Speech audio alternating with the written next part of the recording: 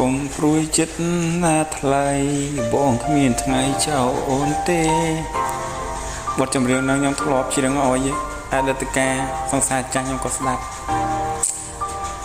ប៉ុន្តែឥឡូវពួកខ្ញុំបានបែកគ្នាហើយឥឡូវគឺម៉ោង7យប់ហើយពេលកំពុងតែលឹមហើយតែមេឃលឹមម្ដងខ្ញុំមានអារម្មណ៍ថាខ្ញុំពិបាកខ្លួន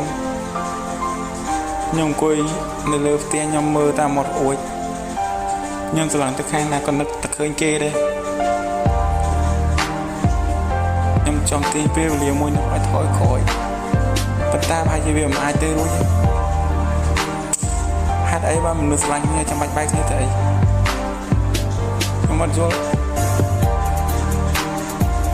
បើជួតែបែកគ្នាអញ្ចឹងហើយស្គាល់គ្នាទៅអីនៅតែមានការជិះចាប់